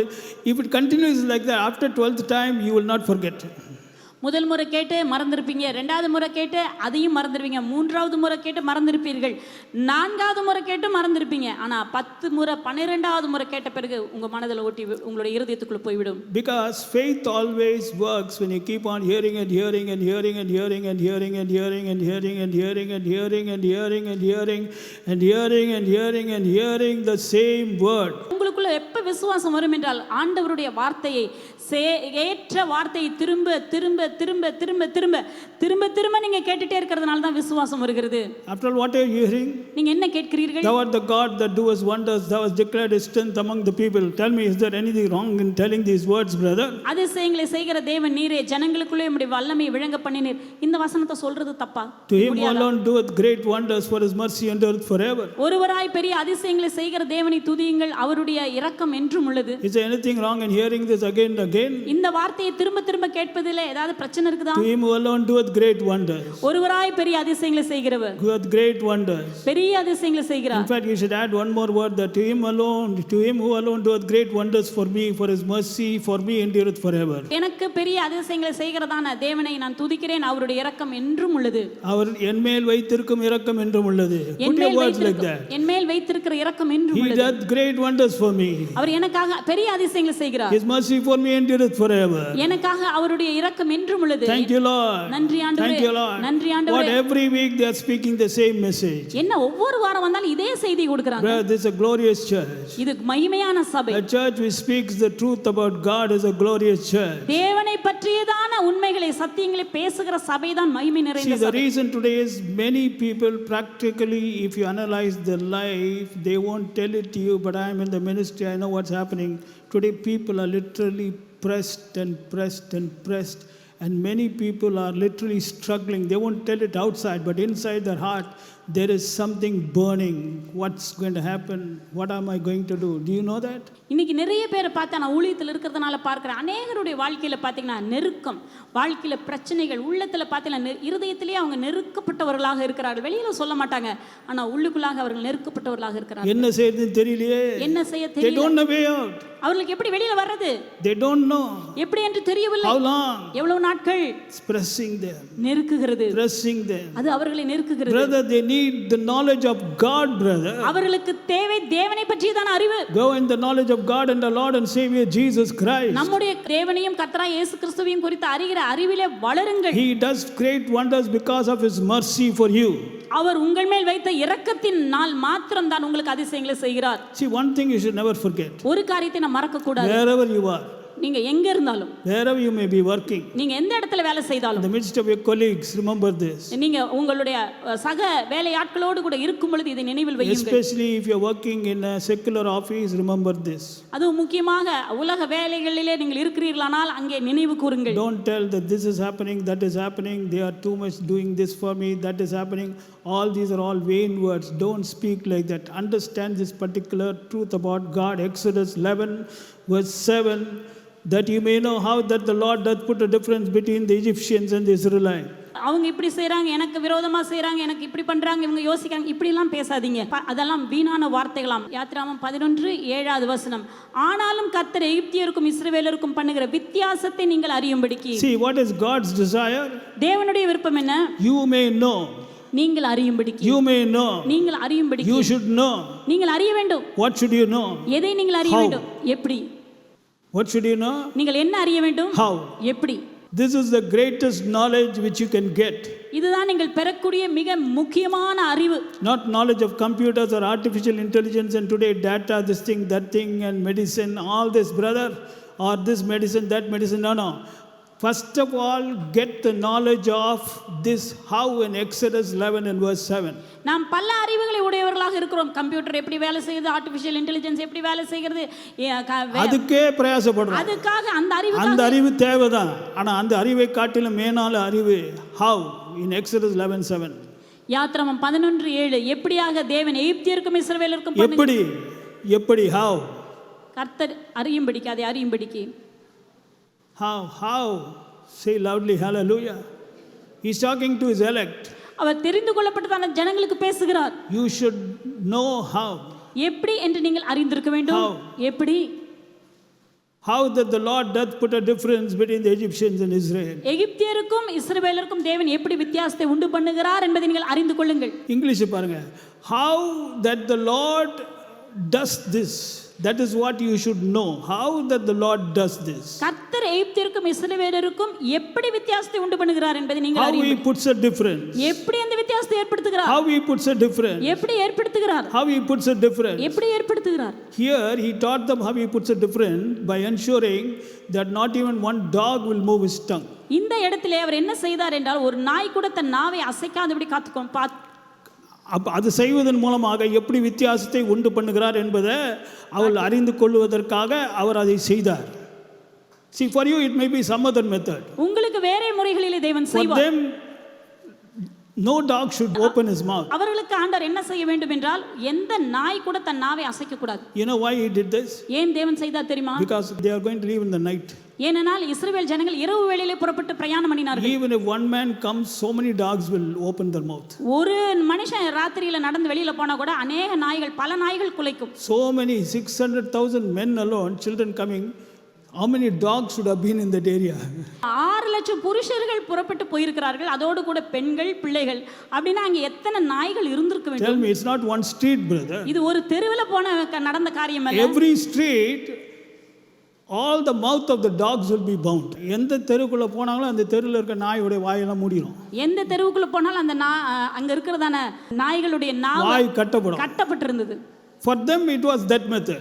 அந்த முறையிலே தேவன் வித்தியாசத்தை காட்டினார். For Barnabas it will be some other method. Brother Barnabasக்கு தேவன் வித்தியாசம் வேறு வழியிலே காட்டுவார். For Benjamin it will be some other method. Brother Benjaminக்கு வேறு வழியிலே காட்டுவார். He knows how to do it, brother. எப்படி செய்வது தேவனுக்கு தெரியும். They didn't pray, Lord, no dog should open their mouth. They didn't pray because they won't even think like that. He will think of something which he won't think. அவர்கள் ஜெபிக்கல, அந்த ஜனங்க ஜெபிக்கல. ஆண்டவரே, நாங்கெல்லாம் புறப்பட்டு போறோம், ஒரு நாய் கூட தன்னுடைய வாயை அசைச்சிர கூடாது. அப்படிலாம் அவங்க கேட்கல. அவங்களால அந்த மாதிரி யோசிக்கவும் முடியாது.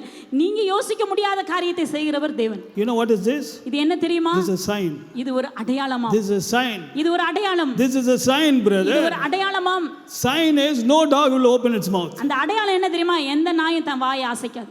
What is the sign? அடையாளம் என்ன? God is with them. தேவன் அவர்களோடு கூட இருக்கிறார். God is putting a difference. தேவன் வித்தியாசத்தை ஏற்படுத்துகிறார். See, when God is with you, he will put a difference. தேவன் உங்களோடு இருக்காருன்னா கண்டிப்பா வித்தியாசம் உண்டு பண்ணுவார். Is that clear? அது புரியுதா உங்களுக்கு? When God is with you, he will put a difference. தேவன் உங்களோடு இருக்கிறார் என்றால் அவர் வித்தியாசத்தை ஏற்படுத்துவார். And there will be a sign.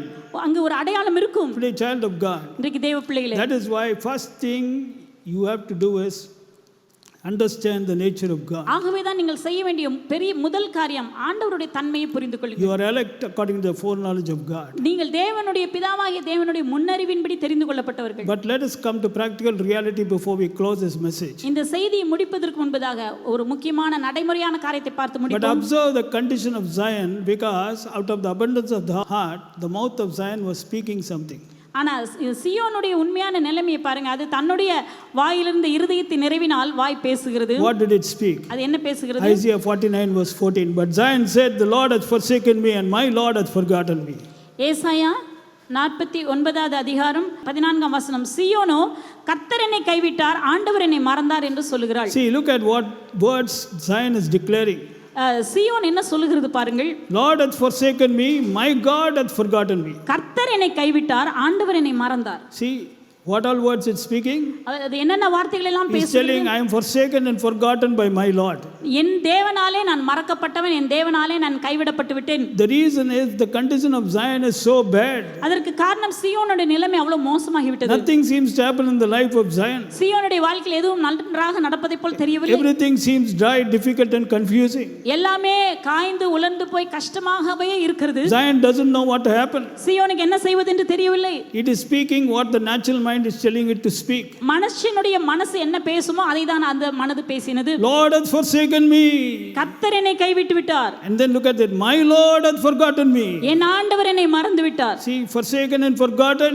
என்னை கைவிட்டார், என்னை மறந்தார். That's what everybody is seeing. இப்படிதான் எல்லாரும் என்னை பார்க்கிறார்கள். That's how I am seeing. நானும் அப்படிதான் என்னை பார்க்கிறேன். But the good news is God does not get angry with Zion. ஆனா நல்ல செய்தி என்ன தெரியுமா? இப்படி பேசினாலும் தேவன் கோபப்படவில்லை. God doesn't get angry, brother. தேவன் சீயோனின் மேல் God கோபப்படவில்லை. doesn't get angry with Zion because it is speaking things which it should not speak. நீங்க பேசக்கூடாது, அதாவது சீயோன் பேசக்கூடாத வார்த்தைகளை பேசின போதும் தேவன் கோபப்படவில்லை. This is God. இதுதான் தேவன். This is the mercy of God. இதுதான் தேவனுடைய இரக்கம். Just because you think negatively and speak negatively, God does not get angry with you and rebuke you. நீங்க எதிர்மாறாகவே யோசித்து எதிர்மாறான வார்த்தைகளை நீங்கள் பேசினாலும் தேவன் உங்களை கடிந்து கொண்டு திட்டுவதில்லை. In fact, God is responding to Zion in verse 15 and 16. Can a woman forget a sucking child, that she should not have compassion on the son of her womb? They may forget, yet will I not forget thee. Behold, I have graven thee upon the palm of my hands. Thy walls are continuously before me. 15வது வசனத்தில் வாசிக்கும், ஸ்திரீயானவள் தன் கர்ப்பத்தின் பிள்ளைக்கு இறங்காமல் தன் பாலகனை மறப்பாளோ? அவர்கள் மறந்தாலும் நான் உன்னை மறப்பதில்லை. இதோ என் உள்ளங்கைகளில் உன்னை வரைந்திருக்கிறேன், உன் மதில்கள் எப்பொழுதும் எனக்கு முன் இருக்கிறது. See how God is responding to Zion. எப்படி தேவன் சீயோனுக்கு பதில் கொடுக்கிறார் He's பாருங்க. talking about a mother and the baby. ஒரு தாயை குறித்தும் ஒரு பிள்ளையை குறித்தும் இங்கே பேசுகிறார். He's giving such a wonderful example. என்ன அருமையான ஒரு உதாரணத்தை சொல்லுகிறார். He's saying, is it naturally possible for a woman to forget the child of her womb? தன்னுடைய கர்ப்பத்தின் பிள்ளைக்கு அவள் இறங்காமல் இருப்பாளா? Will the mother forget? அந்த அப்படிப்பட்டதான ஒரு பிள்ளையை தன் தாய் மறப்பாளா? Will she not have compassion? அந்த பிள்ளையின் மேல் அவளுக்கு இரக்கம் இருக்காதா? That also the term which is used in the English Bible is son of her womb. அதுவும் வசனம் என்ன சொல்லுது? ஆங்கில வேதாகமத்திலே மகனை, குமாரனை. See, son was more valuable in those days, especially in Israel. அந்த நாட்களிலே யூதர்களுக்குள்ளாக குமாரன் என்பது அதிகமாக அவர்களுக்கு முக்கியத்துவம் கொடுக்கப்பட்டது. So they are telling, on the son of a womb will a woman have forget? தன்னுடைய கர்ப்பத்தின் மகனை மறப்பாளோ? But God is saying, hey, she may forget. ஆண்டவர் சொல்ல, அவள் கூட மறந்து விடலாம். But I will not forget thee. நான் உன்னை மறக்க மாட்டேன். Never forget this. இந்த ஒரு காலம் இதாச்சும் மறந்துடாதீங்க. She may forget, but I will not forget you. அவர்கள் கூட உங்களை மறந்து விடலாம், ஆனால் நான் உன்னை மறப்பதில்லை என்று ஆண்டவர் சொல்கிறார். But Zion is telling, my Lord has forgotten me and forsaken me. சீயோன் சொல்லுகிறது, கர்த்தர் என்னை கைவிட்டார், கர்த்தர் என்னை மறந்து விட்டார். God is telling, even those who cannot forget may forget, but I will not forget you. ஆண்டவர் என்ன சொல்றார்? மறக்க கூடாதவர்கள் கூட உங்களை மறந்து விடலாம், ஆனால் நான் உங்களை மறக்க மாட்டேன். You know why? ஏன் தெரியுமா? Because you are engraved in the palm of my hands. என் உள்ளங்கைகளில் உன்னை நான் வரைந்து வைத்திருக்கிறேன். அல்லேலூயா. Why? ஏன்? You are the elect, brother. நீங்கள் தெரிந்து கொள்ளப்பட்டவர்கள்.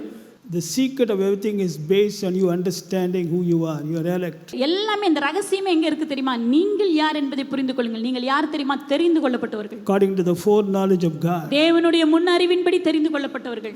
I have engraven thee in the palm of my hand. உன்னை என் உள்ளங்கைகளில் வரைந்திருக்கிறேன். So, where are you? நீங்கள் எங்கே இருக்கிறீர்கள்? It's not in your palm. உங்களுடைய கைகளில் இல்ல. It's in the palm of his hands. அவருடைய உள்ளங்கைகளில் நீங்கள் He வரையப்பட்டிருக்கிறீர்கள். has engraved. அவர் உங்களை வரைந்து வைத்திருக்கிறார். I have graven thee. நான் உன்னை என்னுடைய உள்ளங்கைகளில் வரைந்திருக்கிறேன். See, every time he sees his palm, he is seeing you. எப்பொழுதெல்லாம் தேவன் தன் கரத்தை பார்க்கிறாரோ உங்களை அங்கே பார்க்கிறார். And you are thinking you have forgotten and forsaken. God saying, how can I forget you? You are there in the palm of my hands. நீங்க நினைக்கிறீங்க ஆண்டவர் என்னை மறந்து விட்டார், என்னை கைவிட்டு விட்டார். ஆண்டவர் என்ன கேட்கிறார்? எப்படி நான் உன்னை மறக்க முடியும்? நான் உன்னை என் உள்ளங்கைகளில் வரைந்திருக்கிறேன். Brother, where are you? சகோதரனே, நீ எங்கே You இருக்கிறீர்கள்? are engraved in the palm of his hands. கர்த்தருடைய கரங்களிலே நீங்கள் வரைந்தப்பட்டவர்களாக Because இருக்கிறீர்கள். of mercy. இதுதான் அவருடைய இரக்கமாம். And then he says, thy walls are continually before me. உன் மதில்கள் எப்பொழுதும் என் முன் இருக்கிறது. See, always before God. எப்போதும் தேவனுக்கு முன்பதாக இருக்கிறது. That is the privilege of the elect. இதுதான் தெரிந்து கொள்ளப்பட்டவர்களின் பாக்கியமாம். That is why elect should not think like normal human beings. They should think in the way the elect are supposed to think.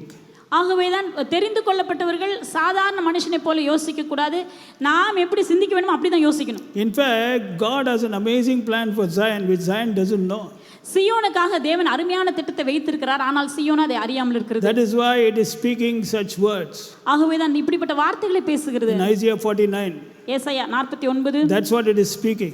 எப்படிதான் பேசுகிறது? But look at the plan of God for Zion. Isaiah 51:3. For the Lord will comfort Zion. He will comfort all her waste places, and he will make her wilderness like Eden, and a desert like the garden of the Lord. Joy and gladness shall be found therein, thanksgiving and the voice of melody.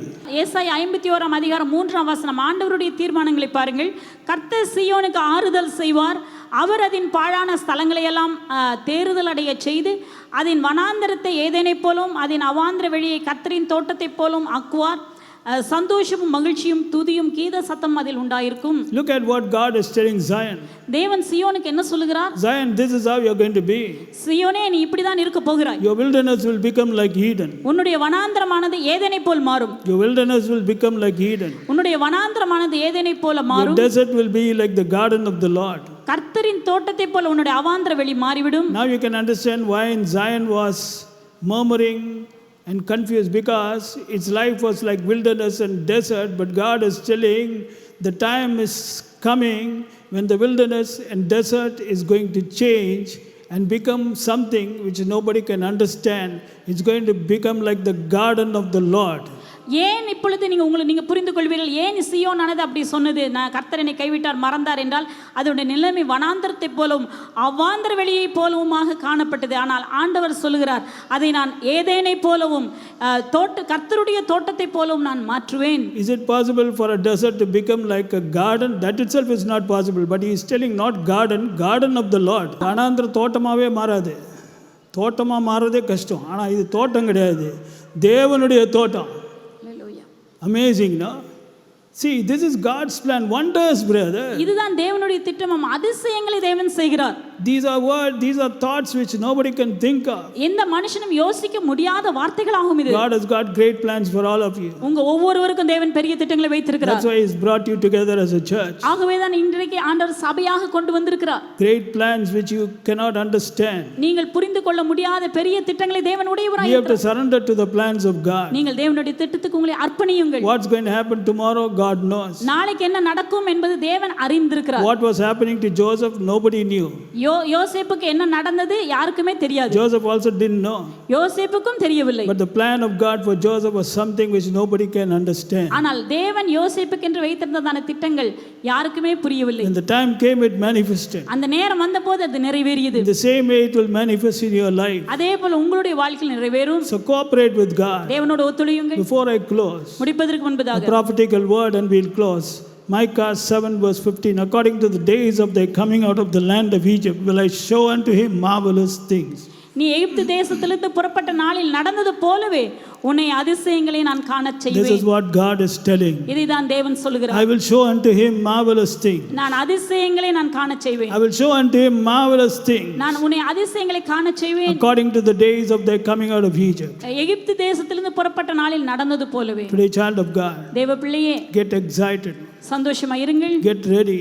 ஆயத்தமாகுங்கள். God is working for us. தேவன் நமக்காக கிரியை He செய்கிறார். has mercy upon us.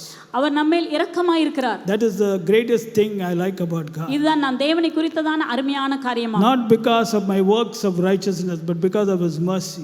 அவர் என்னுடைய நீதியின் கிரியைகளை நிமித்தம் அல்ல, அவருடைய இரக்கத்தின் நிமித்தம், Because of His love. அவருடைய அன்பின் நிமித்தம் God saved us. தேவன் நம்மை ரட்சித்திருக்கிறார். He has engraved us in the palm of His hands. அவருடைய உள்ளங்கைகளில் வரைந்து வைத்திருக்கிறார். My walls are continually before Him. என்னுடைய மதில்கள் அவருக்கு முன்பதாக எப்போதும் இருக்கிறது. How can my prayer be without being answered? எப்படி என் ஜெபத்துக்கு பதில் இல்லாமல் போக முடியும்? Everything is going to change. சகலவற்றையும் அவர் மாற்ற My போகிறார். body is going to change. என் சரீரம் மாறும். My mind is going to change. என்னுடைய மனது மாற போகிறது. My bones are going to change. என்னுடைய எலும்புகள் மாற போகிறது. My family is going to change. என் குடும்பம் மாற போகிறது. My work atmosphere is going to change. என்னுடைய வேலை செய்யும் சூழ்நிலை மாறும். Everything of me is going to change. என்னை குறித்த சகல காரியமும் மாறும். Because I am elect according to the foreknowledge of God. ஏனெனில் நான் பிதாவாகிய தேவனுடைய முன்ன அறிவின்படி தெரிந்து கொள்ளப்பட்டவன். Up for the obtaining of the glory of our Lord Jesus Christ. நம்முடைய கர்த்தராகிய இயேசு கிறிஸ்துவின் மகிமை அடையும்படி நான் தெரிந்து So கொள்ளப்பட்டவன். be thankful to God. தேவனுக்கு நன்றியுள்ளவர்களாய் Keep இருப்போம். on praising Him. தொடர்ந்து தேவனை துதியுங்கள். Don't look at reality which is revealed to you by your physical eyes. உங்க கண்கள் உங்களுக்கு காட்டுகிறதான அந்த காரியங்களையே பார்த்து கொண்டிருக்காதீர்கள். Look at what God is telling you. தேவன் உங்களுக்கு என்ன சொல்றார் அதை பாருங்கள். So three things don't forget. மூன்று காரியங்களை மறந்து விடாதீர்கள். Number one, remember His marvelous works, His wonders which He hath done. முதலாவதாக தேவன் செய்த அதிசயமான காரியங்களை நினைவு கூறுங்கள். Declare His wonders among the people. ஜனங்களுக்குள்ளாக அவருடைய அதிசயமான காரியங்களை விவரித்து சொல்லுங்கள். Understand why He does wonders, because of His mercy which endureth forever. தேவன் எதற்காக அதிசயங்களை செய்கிறார்? அவர் நம்மேல் வைத்திருக்கிற இரக்கத்தினால் செய்கிறார். இதை புரிந்து கொள்ளுங்கள். May God bless you. கர்த்தர் தாமே உங்களை ஆசீர்வதிப்பாராக. May you be the supernatural person which God has chosen you and called you to be. எப்படியாக நீங்கள் இயற்கைக்கு அப்பாற்பட்ட நபராக இருக்க வேண்டும் என்று தெரிந்து கொண்டார், அப்படியே வாழ்வீர்களாக. Maranatha. மாரநாதா.